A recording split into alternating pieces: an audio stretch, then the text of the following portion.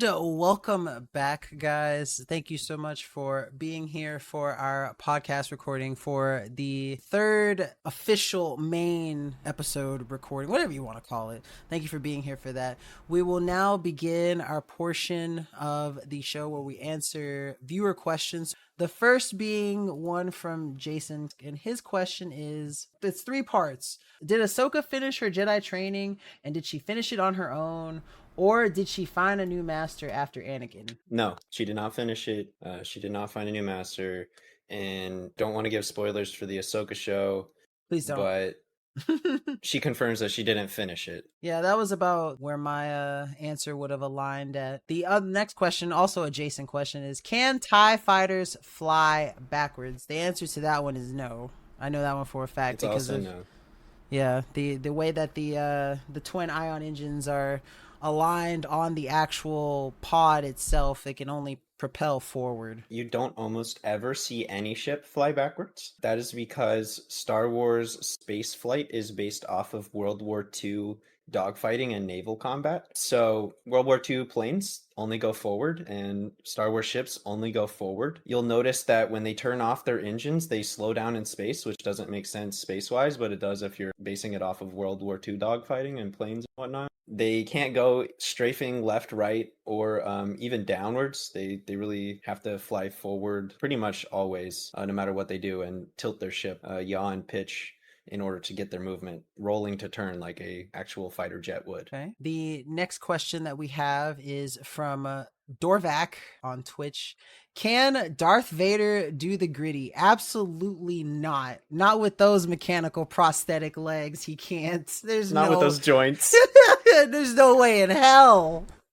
All right, let's see. Milk Pony asks, which of the characters would be furries, cat boys / cat girls? The Cathars. The Cathars are just like actually cat people. I was gonna say there's actual cat people, so them. And then I guess not Dantooinians. You remember the Hutts didn't protect them fast enough. Do you know what I'm talking about? Yes, but no. What planet was that? There's so many planets, man. I know, it's in that area though. I could have sworn it was the Klatooinians? Klatooine, that's what it is. They're the dog people. I knew it was one of the Tooines. Yeah, it's Klatooinians. They're the dog people. Yeah, those are the dudes we see in Mandalorian. We see quite a few of them in. I could not think. I knew it was a Tooine, but I couldn't remember which Tooine it was. Okay, so next up, Dorvac has another one. What would be the closest equivalent to American rednecks? Weequays? I feel like Weequays are the like Honda. So mean. I mean, but it's true though, right? Like, it's got to be the Weequays. You know what? I'll let you have that one. I'm not even gonna argue that one.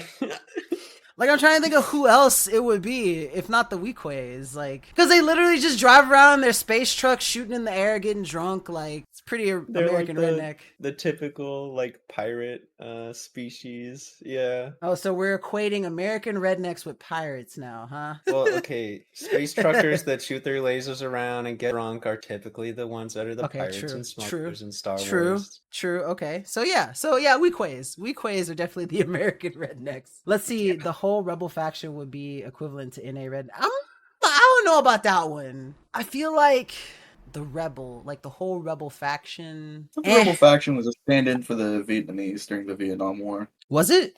I'm pretty sure. Yes. That he's 100%. On record saying it is. Yes. Oh. Huh. It's like the Empire is meant to be the U.S. or the Allies. Yes. I think it's part that, and then it's part the United States fighting Britain in the Revolutionary War too. But definitely the Vietnamese were meant to be the rebels, and the U.S. was the Empire, because that was the same time period that the original movies were released. It was meant to be political. Well, I actually didn't know that, so you learn something new every day. All right, so Dorvac says, aside from ship combat and the dogfighting mechanics you spoke on, are there any aspects of combat that were inspired by real battles, like naval battles or maybe World War II ground battles? Geonosis makes me think of D-Day a bit. So I'm gonna leave that one to y'all, because I actually have no clue about that one. So the Battle of Coruscant, where Grievous quote unquote captures Palpatine, that will give you a great example of how it is based off of naval combat. In capital ship warfare. The ships pull up next to each other, side by side, release broadside salvo. They don't do really much Z-axis maneuvering. It's very much pull up next to your enemy, release all your missiles, like cannon warfare back in like the more revolutionary time, like sailing ship, not necessarily warships that we have nowadays. Definitely based off of that. And you'll notice that the amount of light fighters that they bring to battles, for instance, the Imperial Star Destroyers have hundreds of TIE fighters each, is because the Star Destroyers are meant to represent like aircraft carriers, where you need the light fighters, or you need the dogfighting mechanics of your aircraft to protect the main ship from enemy fire. It's very vulnerable to attacks from aircraft coming in close. That's how it's kind of based off of naval and aircraft combat from World War II. And even nowadays, most of it nowadays, though, is very far away, which is not how they do it in Star Wars. I'm learning about war, mama. You proud? I actually had, no clue about any of that. I figured that there was some basis around there. So any book written by Aaron Alston, who is, I believe he's former Air Force, any maneuver that he talks about in any of his books is, for a fact, based off of actual Air Force maneuvering. So, like, I know that for a fact. So there's a couple of, like, Han Solo moves, like, what's it called? The solo sidewinders, or it's the solo something, but, like, they're all based off of, like, actual Air Force maneuvering. So I that's one thing that's cool. That's something that he includes into his books. All right, so we got another question from Milk Pony, and then Bonk Bonk has a question for us after that too. So, who is the most evil person in the whole series? Palpatine. Point blank. Period. That's just my answer. It's Palpatine. He's literally the culmination of evil. Unless you got someone eviler, Winchie? I feel like Vader at the height of his Vaderness was more evil than Palpatine. Okay, but who taught Vader? I know who taught Vader, but I think Vader pulls it off better. I feel like maybe Vader would be more cruel, but not even more cruel. No, definitely not. Yes. No, because some of this... Palpatine was slightly worried about his political standing and whatnot. Vader's just like, I don't no, like he you. Wasn't. Force choke. Palpatine wasn't worried about his... Not after the fall of the Republic. Maybe before.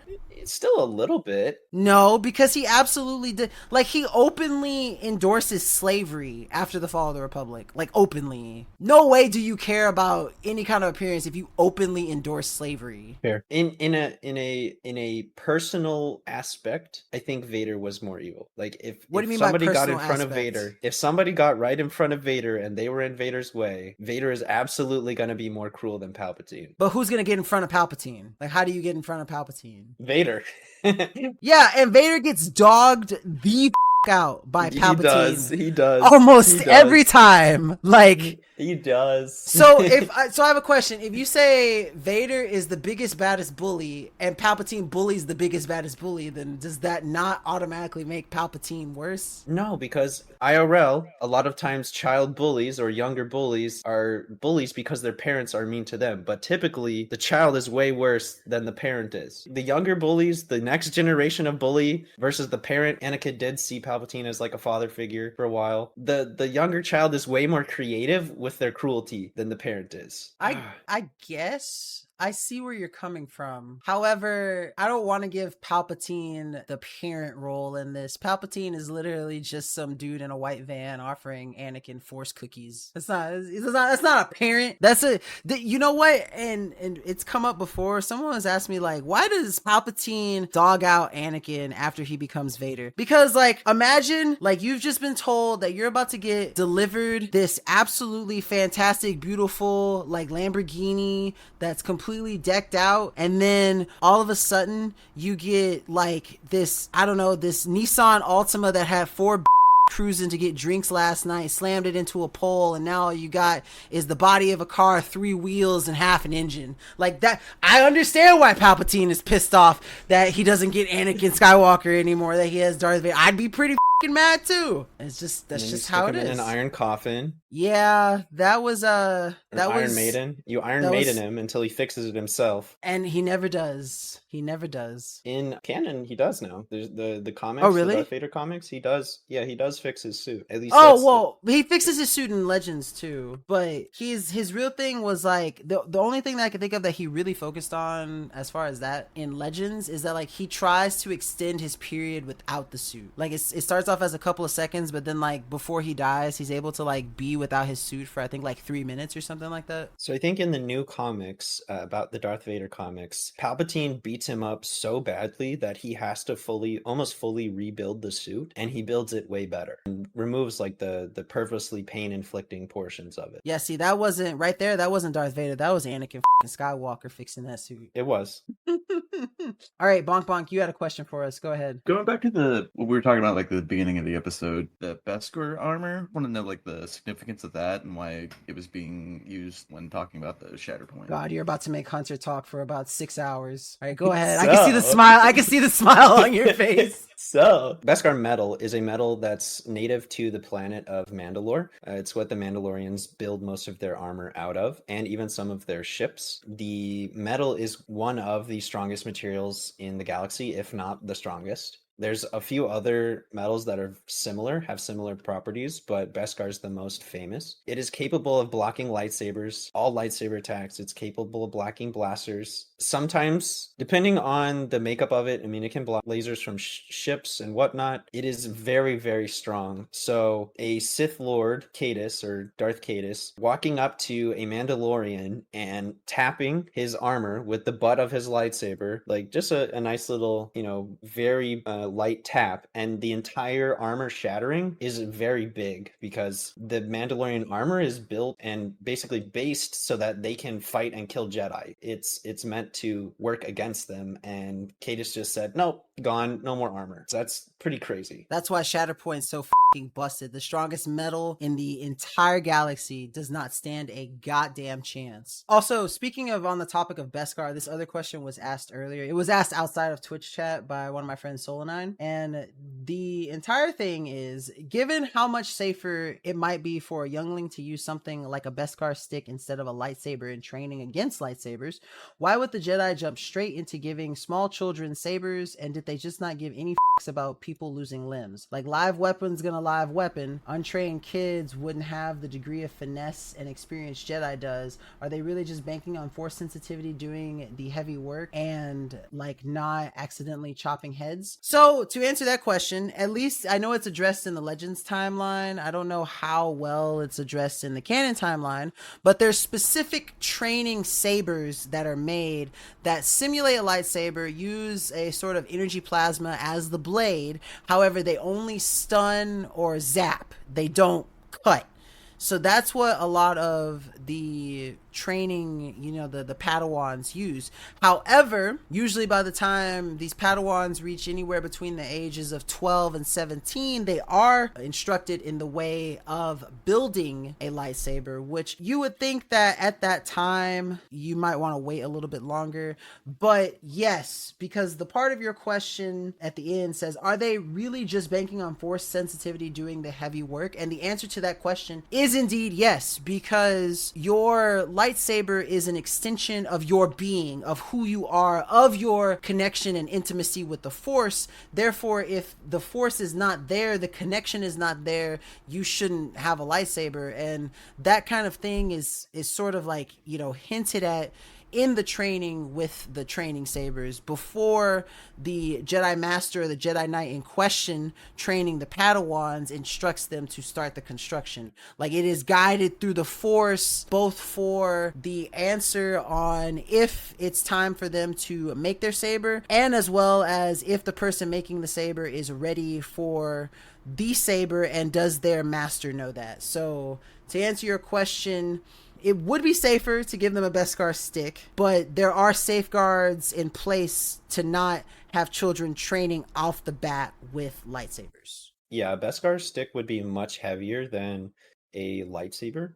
and it would be weighted differently. So training on a Beskar stick would definitely affect how they would learn to use a saber of any kind. So it's better to just give them the lightsaber. Lightsabers are very light to a sense. We see like the dark saber has simulated heaviness through the Force, but typically lightsabers are not weighted. All right, the next question that we have, I kind of want to answer this one just because I like the question, and episode 5 is my favorite movie. So Jason asks, how did they get the AT-ATs on Hoth in the Battle of Hoth? Did they have to land a capital ship on the planet? No, believe it or not, they just launched them from the Star Destroyer. They just like kind of capsule them out and then they land on the planet. Now retrieval is a bitch and a half, but no, they literally launched them from space. They just kind of crash into the planet and get up. That's basically it. They dropped they dropped the ATTEs in the Clone Wars using the Lottie gunships, which is a little safer than just dropping a giant walker with vulnerable joints from space. But yeah, they wouldn't bring the capital ship and land it. They do not do that. Okay, and then we've got a few more questions. So this one is, what would the many different creatures taste like if I barbecued them? Probably like space meat. I actually really don't know the answer to that question because I've never eaten anything from Star Wars. Could you barbecue Jabba the Hutt? It would be absolutely disgusting, but yes, you could. Well, I think like banthas would be, or like nerfs would be like cows, right? Yes, nerfs, because they eat nerf steaks all the time. So I guess that would be beef. Yeah, I feel like Chewbacca I don't know would about taste like the pork. people. Wait, you feel like Chewbacca would taste like what? Pork. Pork. Pig. Hey, don't talk about my homie Chewbacca like that, all right? Don't ever disrespect him. He obviously tastes like lamb, all right? He tastes like musk ox. I would believe ox also. Chewbacca tastes like oxtails, confirmed. I can hear Brick 3P over there licking his lips, his droid lips. He's like, oxtails. Let's see, but to answer your second point to the question about the AT-ATs, Jason, is wouldn't they burn up in the atmosphere or get destroyed when they land? No, they have specific like casings meant for them to be deployed in such a manner. Not only that, but the shield plating that they have protects them from the heat, at least until they break atmosphere, and then they're released from the capsule that they're launched in, so they're usually pretty protected. Basilisk war droids as an example. Basilisk war droids as an example. I think we only got one more question left, and that is, how would combat differ, or would there be drastically different outcomes in battle if combat was based off of modern combat? Well, don't we know that combat is kind of based off of modern combat? It's not really though. But like it's based off of similar things, right? Think about Mandalorian fighting, right? Like a lot of what they described in the books is very similar to like MMA meets Muay Thai, like just kind of how they fight. You don't think that it has some basis in that? MMA is Well- Muay Thai. Oh, well, yeah. So like look at the Clone Wars. That was like almost Revolutionary War style combat. Just drop your whole regiment like in a square and march them across a field and have them shoot at the guys at the other side with your big cannons and whatnot. The rebels fight more like the guerrilla warfare. But I mean like last 30 years plus modern combat? No way they wouldn't fight. I like that. mean, If they I would did, still everything would be drastically different. I would still consider guerrilla warfare semi-modern, because you got to think in our history, what, that's like 400 years or so. I mean, this galaxy has been, we know for a fact they've been in conflict for 25,000 back before Jedi actually had lightsabers and still used real swords. So like, I feel like when you compare the 300 years to 25,000 years, like I guess that, I mean, I don't know, but I would still consider guerrilla warfare fairly modern. No, I'm thinking of like the stuff I've seen of the Ukraine-Russia conflict. If they fought more like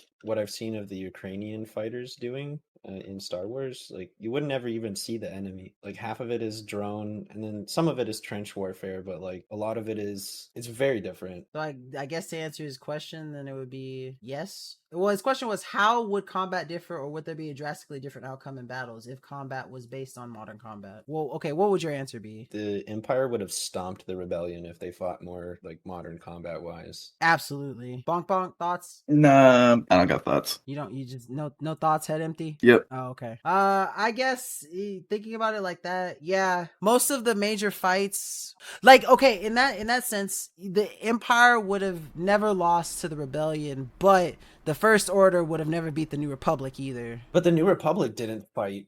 They didn't even have capital ships and whatnot anymore. They decommissioned most of their stuff. So, I mean, the First Order would have rolled over You think the New so? Republic. But like with time and resources, I still feel like there's no way that they would be able to match. If it was modern fighting, if right now you slapped down the First Order as a country on this world and you slap down the New Republic as a country on this world, who would win? And I still think it would be the New Republic, because like the New Republic would be the size of like all of North America, and then the First Order would be like the size of Australia. The First Order clicks the nuke button before they do anything else. Your New Republic country in the world is gone. No, one nuke doesn't take out North America, but if America... they would click the nuke button, the one that sends all the nukes. Oh, okay. All right, fine. I'll concede on that point then. The First Order has a giant laser that they click the button and it blows up 5 entire planets just as a show of power. They absolutely just wreck shop, and the New Republic, they have no weaponry capabilities to combat that. Okay, fine. You win this round. I agree with that. They definitely do hit the release all nukes button. I think that's all of the questions we actually had. We actually got through all of them this time. Oh, well, Jason did ask, are you winning, son? And today, absolutely. Me and Hunter agreed on like quite a few of the points today. I was actually kind of shocked. I wasn't. I thought that's about how it was going to go. Man, I wanted to get into some more Alana Solo Chosen One types of fights. You didn't give me enough opportunities. The only one you gave was who gets more poon. So what was I supposed to say? Hey, that was not my question. That was Bonk Bonk's question. Okay, that was not me. All right, everyone. Well, that has been our show for today. Thank y'all so much for tuning in to the recording of the Force Unscripted. That has been our show, everyone. Thank y'all so much for tuning in, and we will catch you guys on the next episode.